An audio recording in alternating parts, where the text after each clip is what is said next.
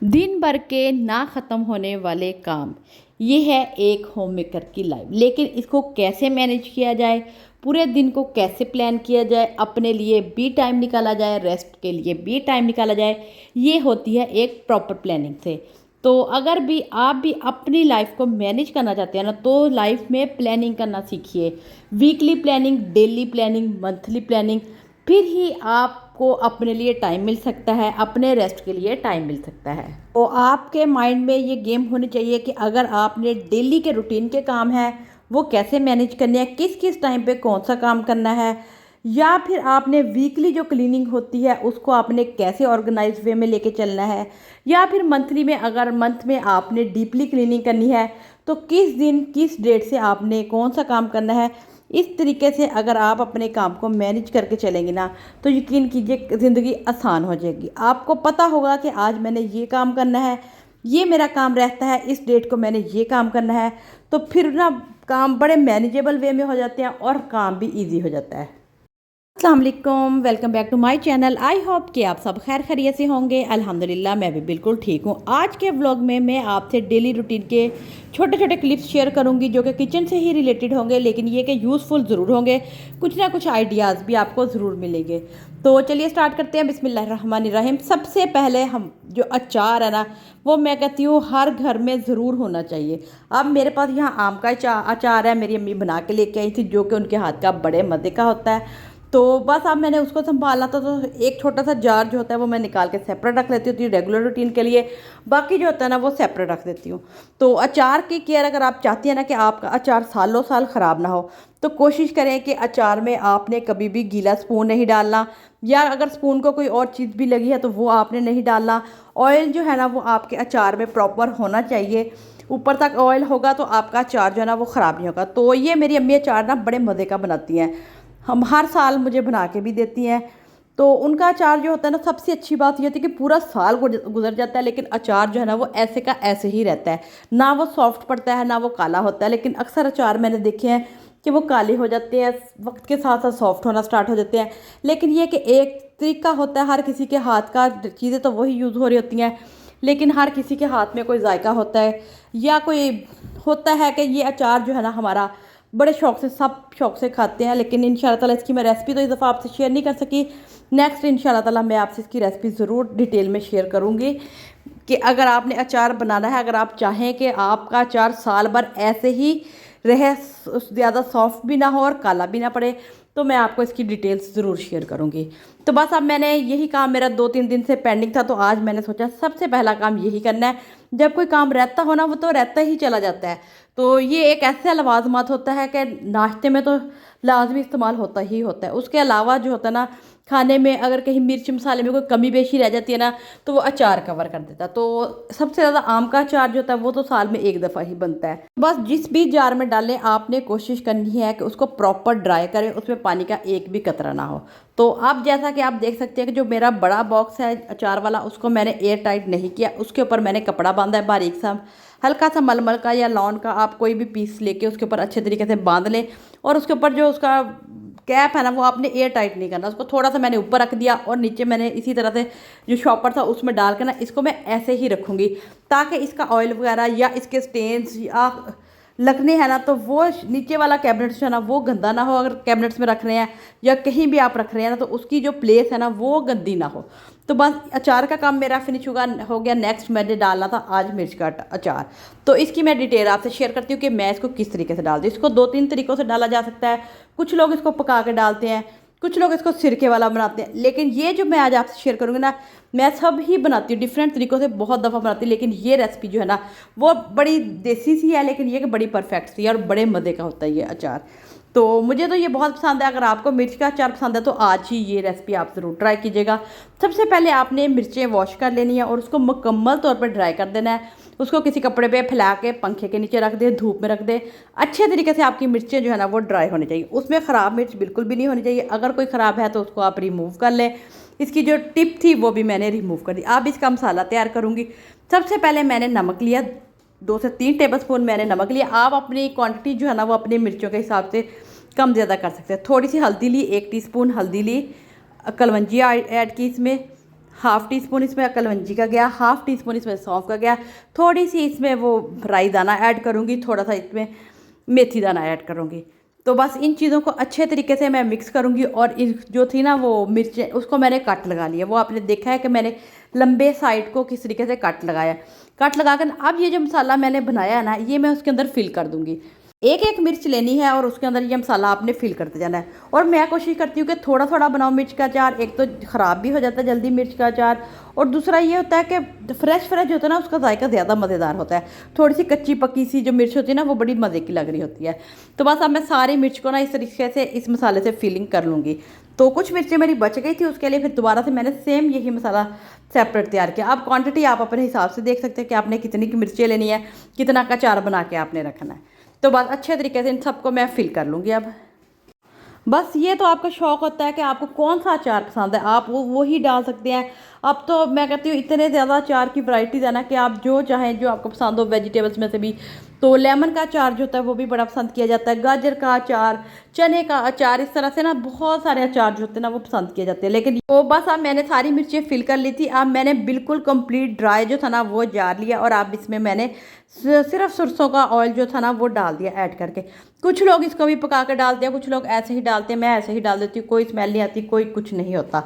तो बस अब आपने इसको अपने सामने रखना है, शेल्फ में मैं इसको अपने सामने रखूँगी, ताकि इसको मैं हिलाते रहना। आपने 2-3 दिन कंटिन्यूसली आपने इसको हिलाना है, ऑयल अच्छे तरीके से ऊपर नीचे करना है, ताकि ये ख़राब ना हो सके। तो बस वैसे भी मैं अचार जो होती है ना वो यहाँ ही सामने ही शेल्फ पे ही रखती हूँ, ताकि एक तो जो कैबिनेट्स है वो भी गंदे ना हो, और दूसरा ये कि सामने पड़ा होता है ना तो वैसे भी अच्छा भी लगता है और खाया भी जा रहा होता है डेली बेसिस पे। तो फिर इसलिए मैं इसको सामने ही रखती हूँ। तो बस अब जो था अचार का काम डन हो गया था। अब मुझे बनाने थे आलू के पराठे। तो चूँकि मेरे बच्चे जो है ना वो बड़े ही शौक से आलू के पराठे खाते हैं, तो मैं ऑन एंड ऑफ ना बनाती रहती हूँ। तो यहाँ मैंने कोशिश करती हूँ पोटैटो भी ज़्यादा सारे बॉयल करके बचा के एक दफ़ा रख लेती हूँ, तो डिफरेंट वेज में वो यूज़ होते रहते हैं। और तो बस यहाँ मैंने पोटैटो बॉयल कर लिए, उनको मैश कर लिया। अब आपने कोशिश ये करनी है कि उसमें कोई गुठली ना हो, पोटैटो जो है ना वो प्रॉपर मैश होना चाहिए। अगर गुठली होती है ना तो पराठे हमारे फट जाते हैं, वहाँ पे बेलने में भी हमें फिर मुश्किल हो रही होती है। तो बस इस तरीके से ना आपने मैश प्रॉपरली कर लेना पोटैटो, ग्रिड कर लें, मैश कर लें, ये आपकी मर्ज़ी है। तो मैंने अच्छे तरीके से पोटैटो को मैश कर लिया। अब मैं इसमें सिंपल से स्पाइसेस डालूंगी, नमक, मिर्च, हल्दी, ज़ीरा, सूखा धनिया, सब्ज़ मिर्चें मैं पीस के ही डालती हूँ। आप चाहें तो कट करके चॉप करके डाल दें, जैसे आपके घर में पसंद की जाती हो। मुझे क्योंकि बच्चों के मुंह में जब आ जाती है फिर प्रॉब्लम होती है, तो मैं हमेशा पीस के ही सब्ज़ मिर्ची ऐड करती हूँ। और साथ धनिया पुदीना थोड़ा सा ऐड किया, थोड़ी सी अजवाइन जो है ना वो लाजमी ऐड कर लिया करें, और कलवंजी। इन दोनों चीज़ों का ना आप जैसे इस्तेमाल कर सकती है ना, कोशिश किया करें बच्चों को भी करवाया जाए और ख़ुद भी किया जाए। तो इस तरह छोटी छोटी रेसिपीज़ में इसको डाल लिया जाए। सालन के एंड में थोड़ी सी आप कलवंजी ऐड कर दिया करें तो खाई जाती है। वैसे भी कलवंजी खाना भी सुन्नत है और हमारे लिए उसके फ़ायदे भी बेशुमार है। तो बस यहाँ मिक्सचर जो था ना वो मैंने तैयार कर दिया। कुकिंग ऑयल भी मैंने इसी आलूओं में ऐड कर दिया था। इससे पराठे जो है ना हमारे बड़े मज़े के बनते हैं, अगर इस मिक्सचर में हम कुकिंग ऑयल ऐड कर लें तो बस आप मुझे सिंपल रोटी बेलनी है। मैं सिंगल पराठे बनाती हूँ, आप चाहे तो डबल वाले बना लें, लेकिन मैं कहती हूँ कि सिंगल वाले जो होते हैं ना वो बड़े मज़े के बनते हैं, डिफरेंट तरीक़ों से बनते हैं वो भी। तो ये थोड़ा सा स्क्वायर शेप में आ जाते हैं जो मैं इस वक्त बना रही हूँ। आपने देखा मैंने इसको कैसे फोल्ड किया, चारों साइडों से थोड़ी सी रोटी बेली, उसके अंदर मिक्सचर रखा और चारों साइडों से फोल्ड कर दिया। तो बस अब मैं इसके पराठे बना लूँगी।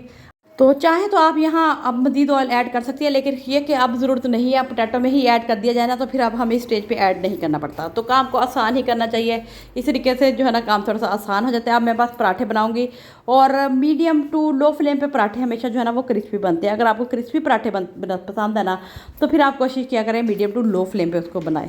तो ये है कि मिक्सचर थोड़ा सा इसके अंदर ही है, थोड़ा सा मोटा बनता है। अगर आप बारीक बनाना चाहें तो मिक्सचर और पेड़े को आप थोड़ा सा कम रख लें तो बारीक बन जाएगा। तो बस यहाँ मैंने फटाफट से सारे पराठे जो थे ना वो बना लिए। बच्चों ने माशाल्लाह से बड़े शौक से खाए और बड़े मज़े के बने थे। अंदर से इतने सॉफ्ट होते हैं और बाहर से फुल क्रिस्पी पराठा होना, तो मैं कहती हूँ मज़ा आ जाता है खाने का। लेयर्स बन रही होती है उसको, और जब पराठा हो तो वो तो गरम गरम ही खाया जा रहा होता है। तो बस एक तरफ मैंने पराठे बनाई जाने होते हैं, दूसरी तरफ साथ साथ बच्चों ने लेके खाने होते हैं और इन्जॉय करने होते हैं। तो मैं कोशिश करती हूँ कि पराठा जब भी बनाऊँ साथ के साथ जो है ना वो कंज्यूम हो जाए।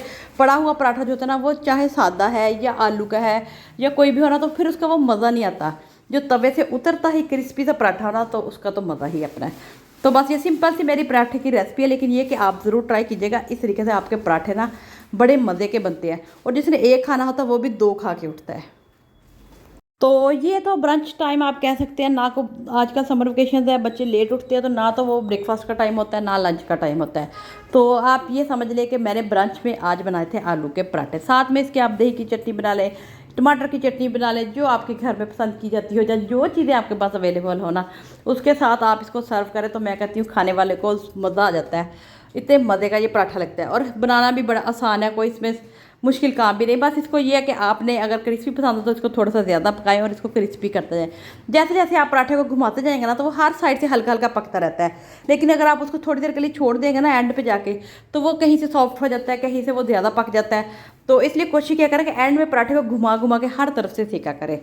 तो बस यहाँ अल्हम्दुलिल्लाह माशाल्लाह से हमारे मज़े के गर्मा गर्म पराठे जो थे ना वो तैयार थे और सबने शौक से खा लिए। और आप देखेंगे कि इतनी बारीक पराठे की लेयर होती है ना कि उसके अंदर से हमें पोटैटो भी नज़र आ रहे होते हैं। तो छोटा सा पेड़ा लें और उसके पराठे बनाएं और इन्जॉय करें, और अल्हम्दुलिल्लाह मैं कहती हूँ कि आपको ज़रूर पसंद आएंगे। तो बस फिर यहाँ वही बात आ जाती है, एक टाइम का खाना खाया तो नेक्स्ट टाइम की फिर हमें प्लानिंग स्टार्ट होती है कि नेक्स्ट टाइम हमने क्या बनाना है। हमारे मैं कहती हूँ कि जब खाना खा भी रहे होते ना, तो माइंड में यही चला होता है कि अब नेक्स्ट क्या बनाना है, शाम को क्या बनाना है। तो बस ये थोड़ा सा मुश्किल भी काम होता है, लेकिन ये कि प्लानिंग की जाए ना तो काम आसान हो जाएगा। तो यहाँ अब शाम का टाइम था, तो मुझे आज बनाना था वाइट चिकन या चिकन हांडी आप कह लें।